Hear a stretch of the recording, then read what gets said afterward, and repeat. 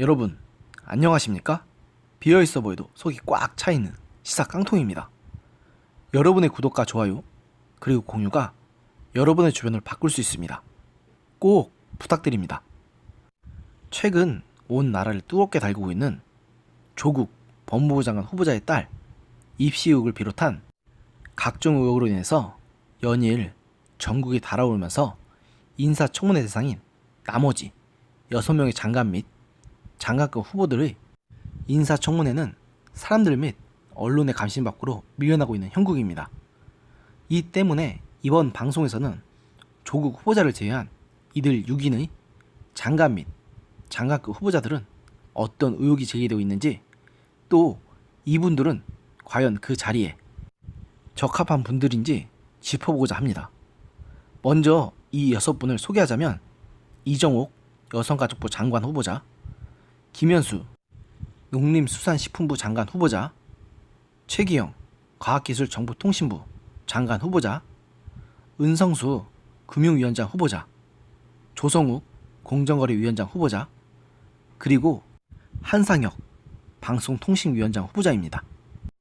이분들의 청문회 일정을 살펴보면 김현수 후보자와 은성수 후보자는 오는 29일에, 이정우 후보자와 한상혁 후보자는 30일, 최기영 후보자는 9월 2일에 청문회를 열기로 합의했고, 조성욱 후보자는 아직 청문회 일정이 잡히지 않은 상태입니다. 결론부터 말하자면 저는 이분들 역시 장관 후보자로 적합한지 의문을 제기할 수밖에 없는 분들이지만, 조 후보자 때문에 묻어가는 바람에 문재인 대통령께서 임명을 강행하더라도 상대적으로 묻힐 수밖에 없을 것 같다는 판단입니다. 상대적으로 조국 후보자가 워낙 크게 터져서 그렇지 조 후보자 못지않게 심각한 의혹들이 제기된 분들이 많아서 제가 이번 방송에서 하나하나 다뤄보도록 하겠습니다. 조국 후보자를 제외하고선 현재 장관 및 장관급 공직자 결격 사유로 해당한다고 의심되는 심각한 의혹 및 문제가 제기된 후보자들로는 이정옥 여성가족부 장관 후보자와 한상혁 방송통신위원장 후보가 꼽힙니다. 특히 이정옥 후보자는 자녀가 고3 때 발간한 책과 관련한 입시 특혜 의혹이 도마에 올랐습니다. 책 서문에는 2007년 발간 당시 현직 인도 대통령이었던 압두 칼람과 한 대기업 사장의 추천사가 담겨 의혹을 키우고 있습니다. 이정옥 후보자는 이 논란에 대해서 청문회에서 소상하게 밝히겠다는 뜻을 밝혔지만 솔직히 기대하지 않는 게 좋을 것 같습니다. 참고로 이정옥 후보자 역시 대구 카톨릭 대학교 교수로 남편도 충남대학교 교수인 교수 부부입니다. 조국 후보자처럼 말입니다. 조국 후보자 딸만큼은 아니어도 이 역시 부모님이라는 뒷배경이 없었으면 불가능했을 일이라는 건 다들 잘 아시리라 믿습니다. 더구나 이 후보자는 자녀가 중학생이던 시절 교육법 조항의 허점을 노려 조기 해외 유학을 보낸 사실이 KBS 취재 결과 폭로되기도 했는데요.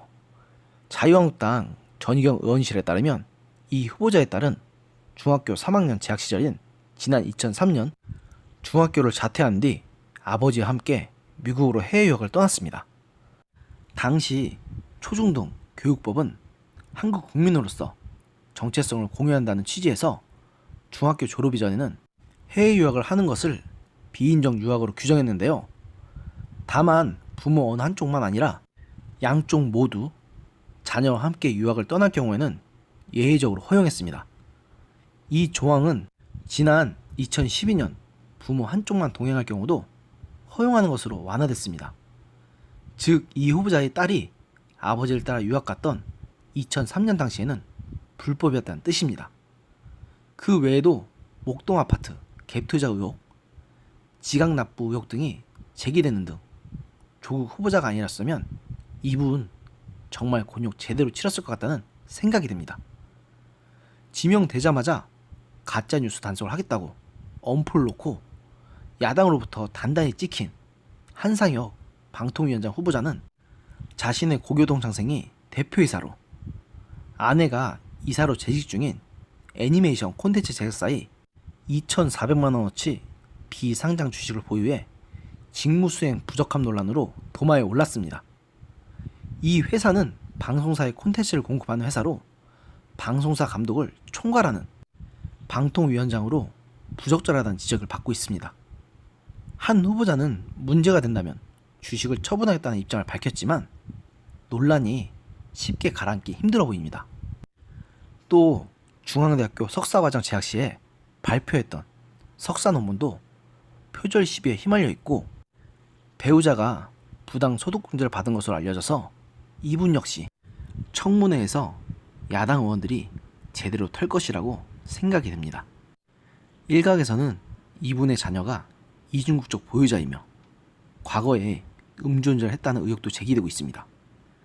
물론 한 후보자 측에서는 사실이 아니라고 반박했지만 정작 제대로 된 해명은 없어서 의혹은 쉽게 가시지 않을 것 같습니다. 이 외에도 최기영 과기부 장관 후보자는 교수 시절 제자 한 명과 함께 수행한 연구의 논문을 제자가 부실학회로 의심받는 특정하게 해서 발표한 일도 도마에 오르고 있습니다. 야당은 부실학회 논문 발표를 놓고는 도덕성에 흠결을 지적하고 있는데요. 최 후보자는 부실학회가 운영하는 학술 대회라는 것을 인지하지 못했다며 자신의 불찰을 인정한다는 입장을 보였습니다. 이 외에도 최 후보자는 106억 원의 재산도 최 후보자의 검증에 있어서 지뢰와도 같은 대상인데요. 최 후보자는 본인과 배우자, 모친, 장남, 장녀 등을 합쳐 총 106억 4,719만 원의 재산을 신고했는데요. 이는 고위공자 평균 재산 12억 900만 원의 10배 가까이를 상회하는 액수입니다.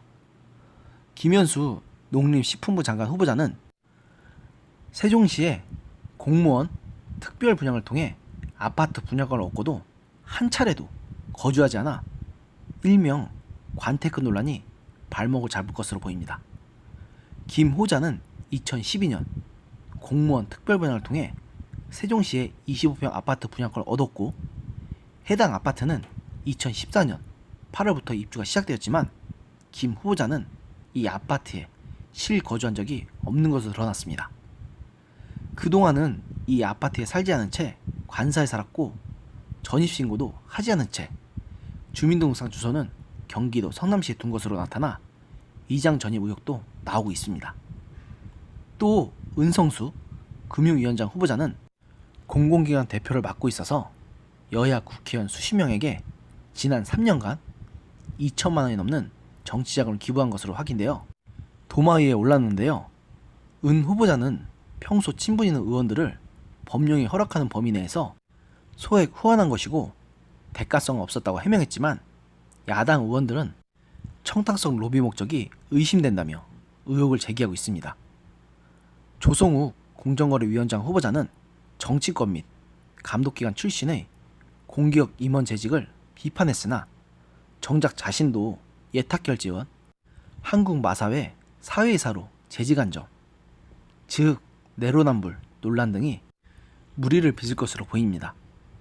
이 두 분 역시 평소 같으면 엄청나게 비난을 받으셨을 텐데 참 시기를 잘 만나셨다는 생각밖에 들지 않네요. 이상의 내역들을 보더라도 아실 수 있겠지만 조국 후보자가 워낙 역대급으로 크게 터져서 그렇지 다른 분들도 고위공직자에 어울린다고 보기에는 힘든 분들 투성입니다. 하지만 조 후보자 논란 역시 워낙 역대급으로 크고 스펙타클하다 보니 다른 분들의 논란은 논란으로 보기에는 소소할 정도로 보일 지경입니다. 그나마 이정욱 후보자와 한상희 후보자가 청문회 당일 논란이 될 것 같을 정도입니다. 지금 이분들의 심정은 어떨까요? 자신들의 논란이 상대적으로 소소해 보일 정도로 작기 때문에 조 후보자에게 고마워할까요? 아니면 조 후보자로 인해서 커진 국민들의 비토 여론이 자신들을 향해서도 튈까봐 걱정하고 있을까요? 그분들의 정확한 심정은 잘 모르겠지만 만일 저 같으면 아마 내심 안심하고 있을 것 같다는 생각이 듭니다. 그 때문에 이분들이 무사히 해당 자리에 앉을 가능성이 높아 보이는 것, 저 혼자만의 불안한 걱정은 아닐 것입니다. 오늘의 영상은 여기까지였습니다. 들어주셔서 감사합니다.